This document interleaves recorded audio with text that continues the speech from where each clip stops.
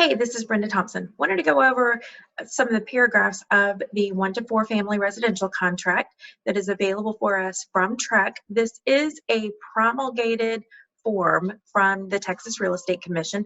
What that means is that as agents, as realtors in Texas, we are required to use this particular document when the property is a resale. So it's not a brand new property, it is a resale property.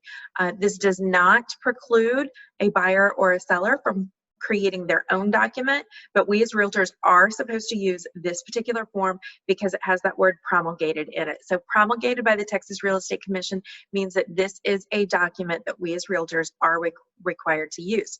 So I wanted to point out to you that I am using the form that was last updated in February of 2018. So that is the current form of this particular document.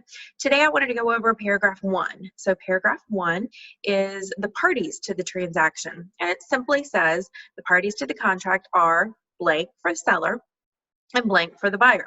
The seller agrees to sell and convey to buyer, and the buyer agrees to buy from seller the property defined by below. So simple enough, right? So who are the parties to the contract? The buyer, the seller. The point that I wanted to make on this is ask a couple of questions of the people you're dealing with.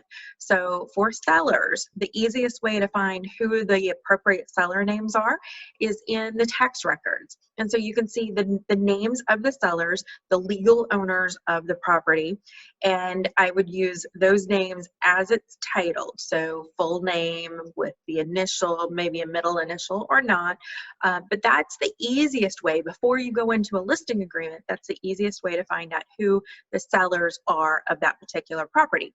So easy enough, right? Mostly, but look at who the seller's names are on the tax records. Note that if there has been the case of a divorce or the case of someone passing away, that you will need to find out additional information about who the sellers are to the property. Because what is showing on tax records is the names that you want to be dealing with.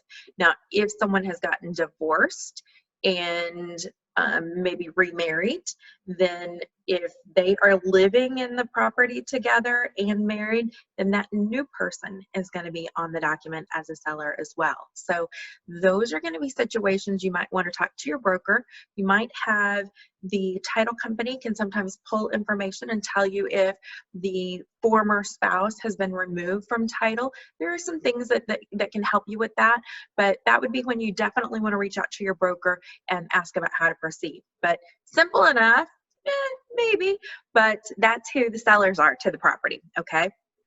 In zip forms, if you're using zip forms, we have 2 lines, right?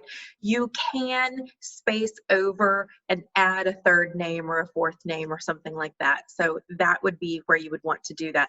Oh, and one other thing, a lot of times people are putting properties into a trust, which is a wise tax thing to do, but they will, if they put it into a trust, that may be the name that goes into the seller. So again, another reason to look at the tax records for who the sellers are to the property. Okay, so now buyers. Buyers are a lot easier. Simply ask the buyers, what name would you like to have title taken in? So what legal name is going to be on your documents, and how would you like that to show? So full name, middle initial, you know, what legal name do they want to take title in? And then here's a tip. Ask them, if there's more than one buyer, simply ask them what order they would like to see their names in. Don't make any assumptions that this person's name goes first because that's the husband or anything. Make no assumptions. Trust me. Ask them what order they would like to see their names in. They will respect you and appreciate you for having that consideration for their desires, their wishes. So what legal name do they want to take title in? And then in what order? Whose name goes first? Whose name goes second? And that's really it. So that's the simple part of paragraph 1 of our Texas Real Estate promulgated contract for resale of a property. Come back tomorrow for more on the next paragraph. You guys have a great day. Thank you. This has been Brenda Thompson. Thanks.